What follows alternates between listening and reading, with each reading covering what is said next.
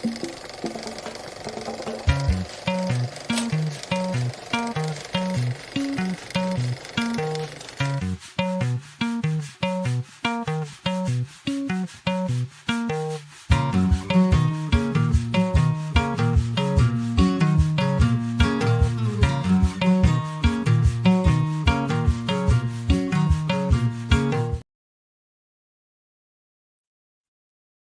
just wanted to point this out about the rogue Calvinist. He's just being honest with his theology.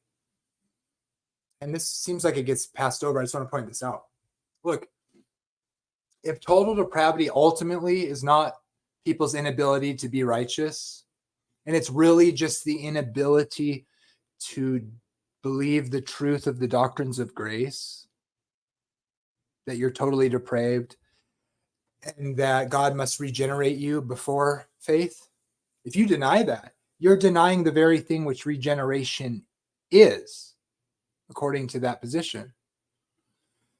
So the idea that rogue Calvinists would hint at, or it's like he's something inside of him isn't wanting him to just plainly come out and say Warren McGrew is a unregenerate heretic at all, at every turn, is probably evidence that he is a Christian and fighting what may be wrong doctrine, because it's just reality. If you're going to reduce to total depravity as the inability to believe spiritual truth, and in order to believe that spiritual truth, it must be a regenerative work of God prior to faith, and Warren denies every distinctive attribute of that understanding of Christianity, then clearly the work of regeneration of God has not made him come to believe that truth, which is regeneration, which is necessarily a proceeding of faith, a prerequisite of a saving faith.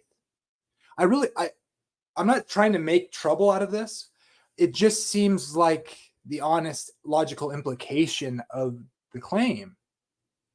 And that's why I've said, I mean, I think it's nice that Calvinists don't say non-Calvinists aren't saved, but if they really believe the doctrine, if it's in fact true, how can you affirm non-Calvinists who reject total depravity or that regeneration precedes faith? Because only a regenerate person can believe it, and clearly non-Calvinists don't believe it.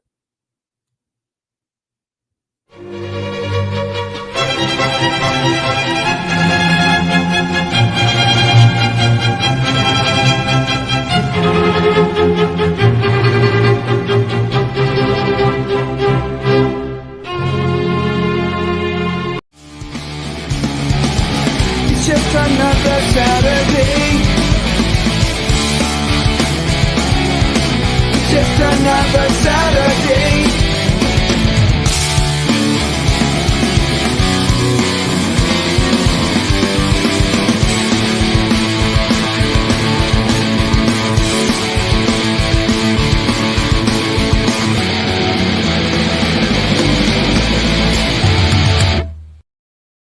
It's just another Saturday. Jesus is Lord of the Sabbath.